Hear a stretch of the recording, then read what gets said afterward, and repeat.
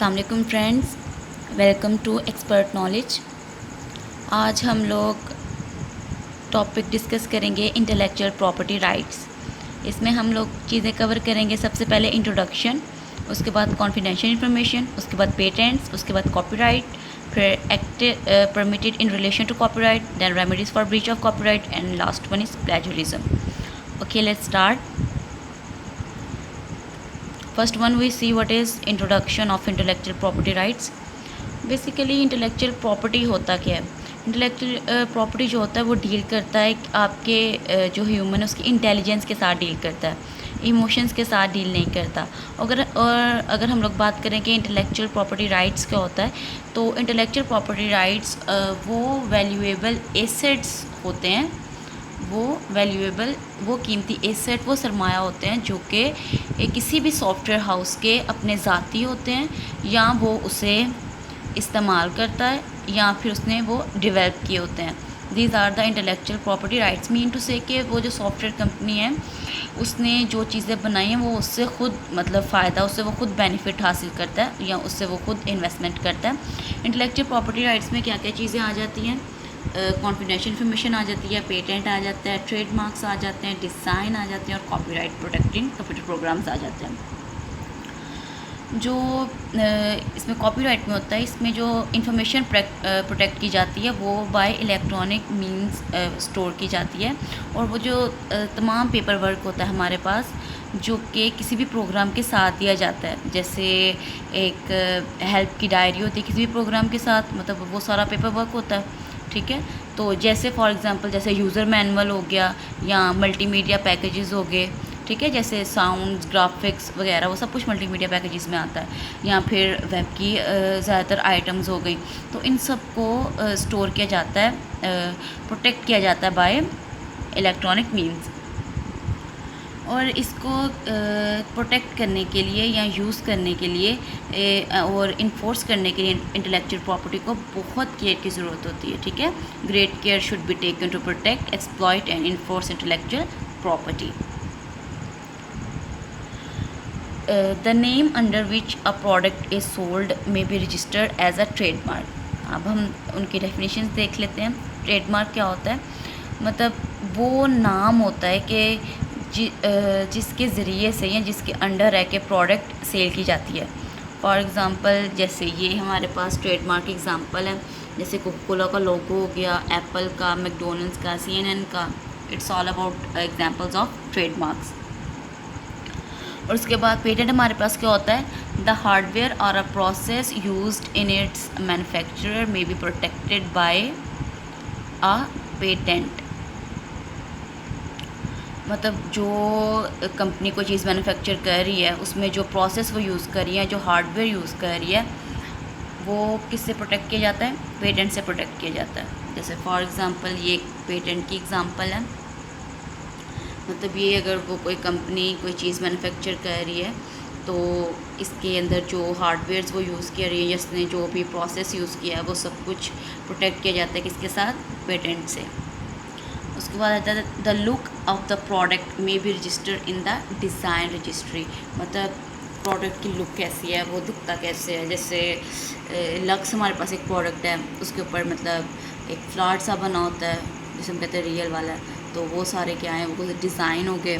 जैसे हमारे पास website designs होते हैं या फिर न्यूज़पेपर डिज़ाइंस। ये डिज़ाइन एक न्यूज़पेपर का, या सिंपल हम कार्ड के डिज़ाइन भी हो सकते हैं। तो कोई भी डिज़ाइन किसी भी प्रोडक्ट की जो लुक होती है वो हमारे पास डिज़ाइन रजिस्ट्री में आती है। उसके बाद जो सॉफ्टवेयर्स होते हैं वो कॉपीराइट के थ्रू प्रोटेक्ट किए जाते हैं। ठीक है, जो कंप्यूटर प्रोग्राम्स होते हैं हमारे पास उसको हम प्रोटेक्ट करते हैं किससे? कॉपीराइट से। The know-how which goes into the development of the product may be protected as confidential information. अगर कोई The know-how which goes into the development of the product may be protected as confidential information. Product की development जब जारी हो, जब product under development हो, तो उसके बारे में नो हाउ होना, उसके बारे में जानना, उसके बारे में इंफॉर्मेशन का होना that is protected as confidential information. और इंटेलेक्चुअल प्रॉपर्टी के अनऑथराइज यूज़ को रोका जा सकता है बाय इंजेक्शन। इंजेक्शन एक फॉर्मल कमांड होती है जो कि लॉ कोर्ट की तरफ से दी जाती है, लॉ पास किया जाता है। और जो डैमेजेस होते हैं वो भी सॉर्ट किए जाते हैं, जो कि इन राइट्स की वायलेशन, इनकी हक तलफी या खिलाफ वर्जी की वजह से जो अकर होते हैं उनको भी ये सॉर्ट आउट किया जाता है। जैसे जैसे टेक्नोलॉजी एडवांस हो रही है वैसे ही जो लॉ है वो कॉन्स्टेंटली चेंज हो रहा है। ये जनरल एग्रीमेंट जो है ऑन टैरिफ्स एंड ट्रेड्स, ये कंसर्न करता है इंटेलेक्चुअल प्रॉपर्टी राइट्स की प्रोटेक्शन के लिए। एक जब जो सॉफ्टवेयर प्रोडक्ट की जो पायरेसी है वो पायरेटेड सॉफ्टवेयर जो है वो यूज़ किए जा रहे हों, तो उन सिलसिले में फिर ये एग्रीमेंट क्या करता है, ये इंटेलेक्चुअल प्रॉपर्टी राइट्स को प्रोटेक्ट करता है। उसके बाद हम देख लेते हैं कॉन्फिडेंशियल इन्फॉर्मेशन क्या होता है। ये इन्फॉर्मेशन वो होती है कि जो कि किसी पब्लिक की प्रॉपर्टी नहीं होती और ना ही पब्लिक का नॉलेज होता है, ठीक है। ये वो इन्फॉर्मेशन होती है जो सिर्फ पर्सनल कॉन्फिडेंस है, जो सिर्फ मतलब ज़ाती सीक्रेट से रिलेटेड होती है, ठीक है। या फिर कोई सेंसिटिव गवर्नमेंट इन्फॉर्मेशन होती है, तो या कुछ या सारे जो कंप्यूटर साइंटिस्ट होते हैं जो कि इस इंफॉर्मेशन को हैंडल करते हैं जब वो अपना काम कर रहे हों। तो नहीं तो फिर या तो फिर ऐसा होता है कि जो कोई फर्म है यानी कोई बिज़नेस ऑर्गेनाइजेशन है, वो चाहती है कि वो अपने जो इस इंफॉर्मेशन है उसको प्रोटेक्ट किया जाए अनऑथराइज यूज़ से या फिर डिस्क्लोजर बाय अदर्स की, मतलब या इस बात से वो डरती है कि जो दूसरे हैं वो इसे इजहार ना कर दे इसका, या इसको मतलब ओपन ना कर दे, इसको डिस्क्लोज़ ना कर दें, रिवेल ना कर दें।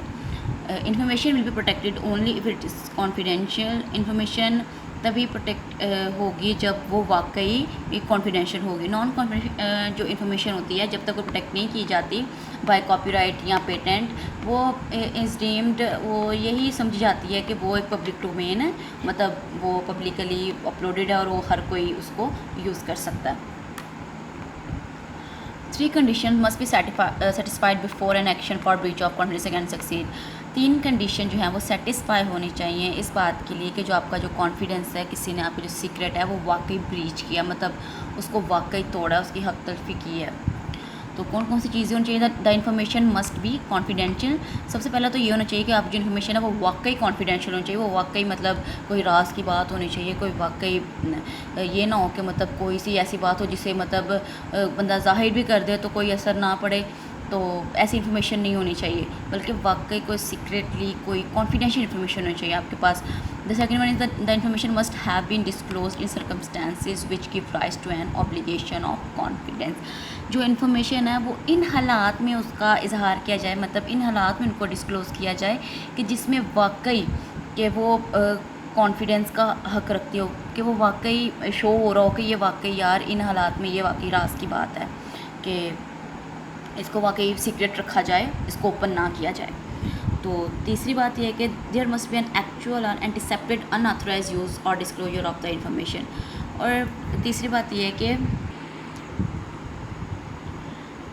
कि किसी ने वाकई मतलब वाकई या जानबूझकर आपकी जो इन्फॉर्मेशन है उसको लीक आउट किया है, उसको रिवेल किया है, ठीक है। तो ये 3 चीज़ें अगर हों वाकई में, फिर आप कह सकते हो कि वाकई भैया आपकी जो कॉन्फिडेंस है उसको ब्रीच किया गया है। उसके बाद हम स्टार्ट करते हैं what is patent.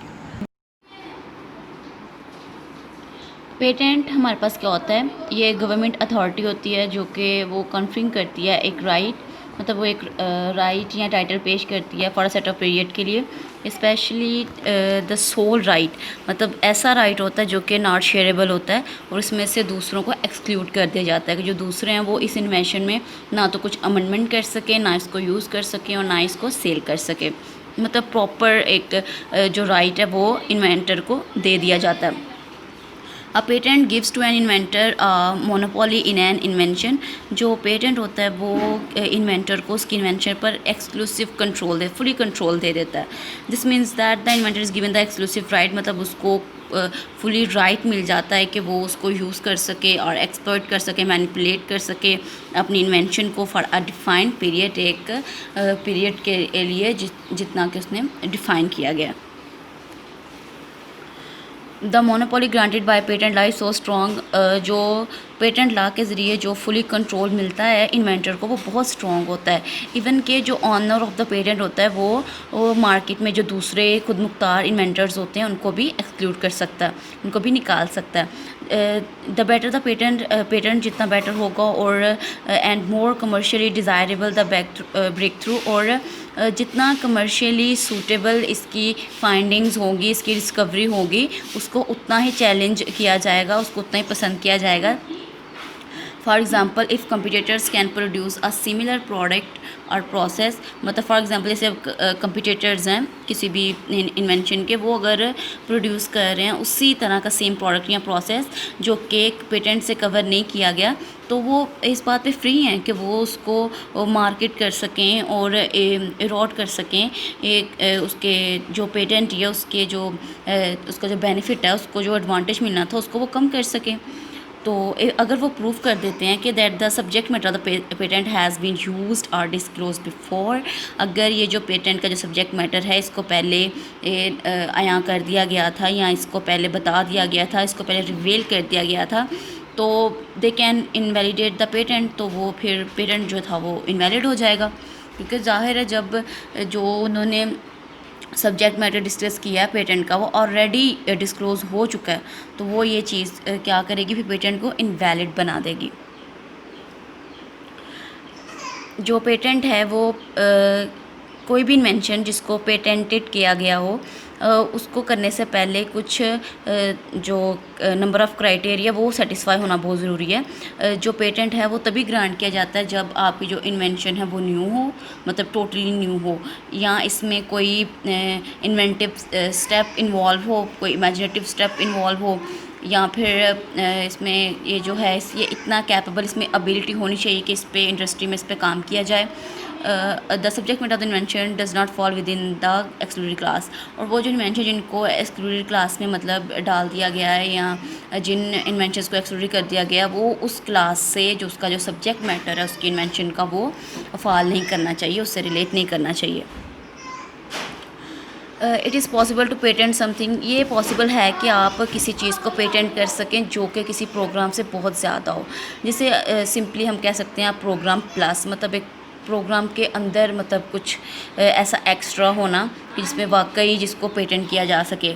A computer program is not excluded from patent ability, computer program को उसकी पेटेंट एबिलिटी से कभी भी एक्सक्लूड नहीं किया जाता अगर वो प्रोड्यूस किया जाए, मतलब वो उसमें डेवलप करने की या उसमें ग्रो करने की कैपेबिलिटी हो, या एक जो सिंपल फिज़िकल इंटरेक्शन होता है बिटवीन सॉफ्टवेयर एंड हार्डवेयर, इससे कहीं आगे वो कोई फर्दर कोई टेक्निकल इफ़ेक्ट पेश करे, मतलब कुछ आगे हो। It is potentially patentable if it's make something else do something, मतलब वही बात कि उसको पोटेंशियली पेटेंटेबल किया जाता है, मतलब उसको कभी भी पेटेंट एबिलिटी से एक्सक्लूड नहीं किया जाता जो कि कुछ बनाने की सलाहियत रखता हो, जो प्रोग्राम है वो आगे ग्रो करने की कैपेबिलिटी रखता हो।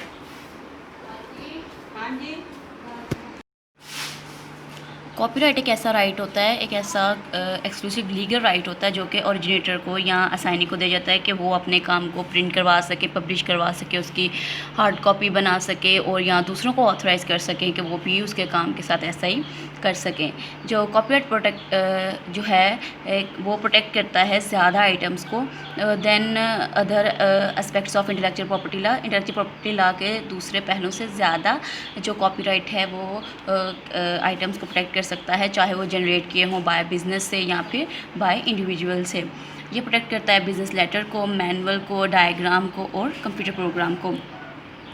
जो कॉपीराइट ऑनर होते हैं उनको फेस करना पड़ता है बहुत ज़्यादा स्पेक्टर ऑफ अनलिमिटेड पायरेसी, क्योंकि ज़ाहिर है with the coming of internet की आमद से बहुत ज़्यादा अनकंट्रोल्ड जो कॉपिंग हैं वो सामने आ रही हैं, तो जो कॉपीराइट ऑनर्स हैं उन्हें ये सब चीज़ें फेस करनी पड़ती हैं। ये देखा जा सकता है कि अगले चंद सालों में जो लॉज हैं कॉपीराइट्स को ज़्यादा स्ट्रॉन्ग हो जाएं, कॉपीराइट ऑनर्स को ज़्यादा राइट्स मिलें, वाइड स्प्रेड लाइसेंसिंग जो स्कीम्स हैं वो आ जाएं, और जो टेक्निकल एंटी पायरेसी यूज़ है, या फिर जिसे हम कह सकते हैं कि कॉपी मॉनिटरिंग डिवाइसेस जो कि कॉपी को मॉनिटर कर सकें, वो डिवाइसेस जो हैं वो आ जाएं, या इलेक्ट्रॉनिक राइट्स मैनेजमेंट सिस्टम जो हैं वो ज़्यादा एडवांस हो जाएं। तो ये देखा जा सकता है कि ये चीज़ें जो हैं वो अगले चंद सालों में आ जाए, जिससे कॉपीराइट को ज़्यादा मतलब उसको फ़ायदा हो सके।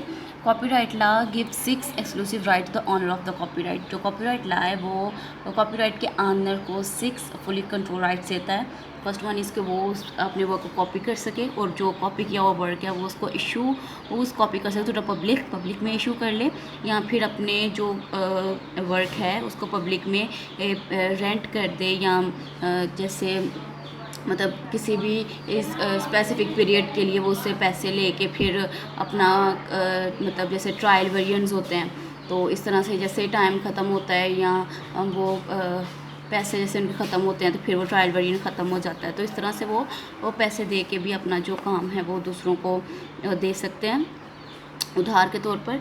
या परफॉर्म प्ले और show the work in public, या जो अपना काम है वो पब्लिक में प्ले कर सकते हैं, परफॉर्म कर सकते हैं, अपने वर्क को ब्रॉडकास्ट कर सकते हैं, या केबल में एड्स वगैरह चला सकते हैं, या फिर अपने वर्क्स में एडजस्टमेंट्स कर सकते हैं, या ऊपर वाले किसी भी काम पे मतलब अपने तरीके से अमेंडमेंट्स करना, एडजस्टमेंट्स करना, ये सारा कुछ ये वो उनका राइट होता है, उनके पास होता है। The right apply equally to publish and to unpublish work. ये जो राइट होता है ये इक्वली ही मतलब मिलता है उनको, चाहे जो उनका जो वर्क है वो पब्लिश हुआ हो या अनपब्लिश्ड हो। Acts permitted in relation to copyright. Acts जो हैं जो परमिट किए गए हैं copyright in relation to copyright under the 1988 act में, के कुछ एक्ट्स हैं जो परमिट किए गए थे, जो कि अगर कोई इन एक्ट्स को नहीं करता तो उसको फिर क्या करना पड़ता है, ब्रीच ऑफ कॉपीराइट के सिलसिले में उसको फिर पे करना पड़ता है।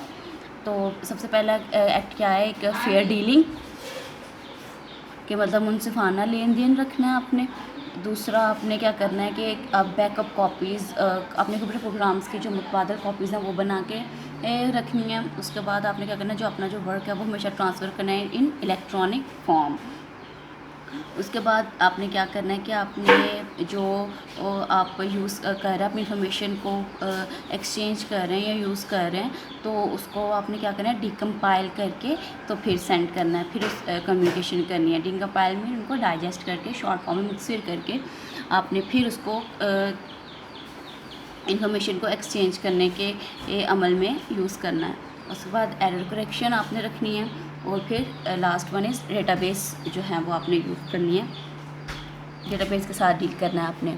उसके बाद है remedies for breach of copyright, मतलब जो कॉपीराइट को ब्रीच करते हैं उनकी इस्लाह कैसे की जाए। जो एक कॉपीराइट ऑनर होता है उसके पास ये तमाम सिविल रेमेडीज़ होती हैं कि वो जिसने भी ब्रीच किया है कॉपीराइट को, जैसे कॉपीराइट की जिसने भी उसके कॉपीराइट की हद तलफी की है वो क्या करे, उसको सर्च कर सकता है, उसको इंजंक्शन कर सकता है, मतलब कोर्ट के थ्रू से मतलब ऑर्डर पास करवा सकता है, उसका कोई मतलब नुकसान कर सकता है, या कोई ऐसा काम करे जिससे उसको कोई प्रॉफिट मिले।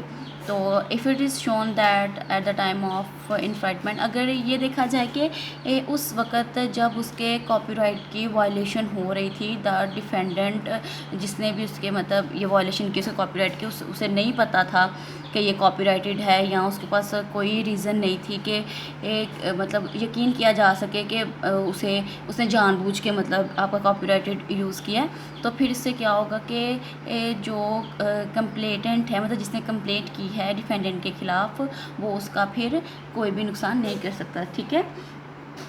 Copyright owner is also given an important power to enter premise. जो कॉपीराइट ऑनर होता है उसके पास एक स्पेशल पावर होती है कि वो मतलब प्रीमिसेस एंटर कर सके, मतलब मुकदमा दर्ज कर सके, या वाज़ तौर पर अपना जो है वो बयान कर सके कि जो जिसने भी उसकी कॉपीज़ जो उसका जो मटेरियल है उसको कॉपी किया है, तो उसके आर्टिकल को कॉपी किया है या उसके काम में उसने अपनी एडजस्टमेंट्स करने की कोशिश किया, तो वो उसको सीज़ कर सकता है, मतलब उसको वो अपनी गिरफ्त में ले सकता है। ये पावर होती है कॉपीराइट ओनर के पास। उसके बाद हमारे पास प्लेजरिज्म क्या होता है? The practice of taking someone else work और ideas and passing them off as one's own. मतलब ये वो चीज़ होती है कि जिसमें आप दूसरे के वर्क को, दूसरे के आइडियाज़ को आप अपना काम कह के तो शो करवाते हैं। मतलब आइडिया किसी और ने दिया और आप उसको स्टील करके तो बाद में आप शो करवा दें कि नहीं जी ये तो आपका आइडिया था, तो इसको प्लेजरिज्म बोलते हैं। मतलब जैसे कॉपी पेस्ट करना।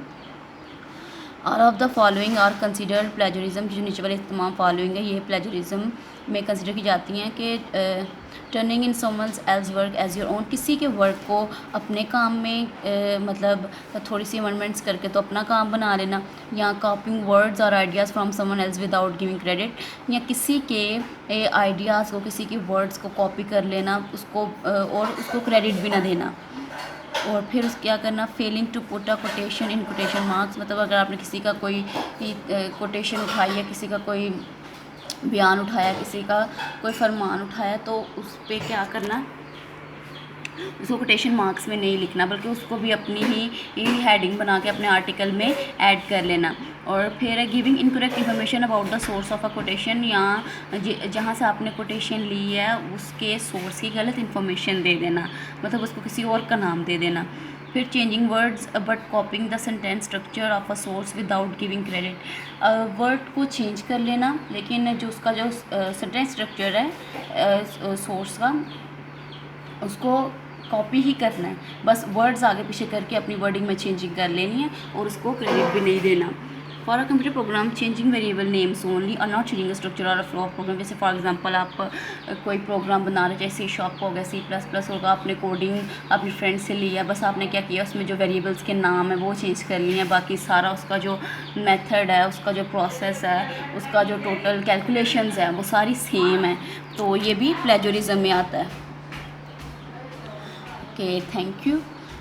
आई होप आपको समझ आ गई होगी। अगर फिर भी किसी पॉइंट की समझ नहीं आती तो put on the comment, I will answer you. Okay, thank you. अल्लाह हाफिज़।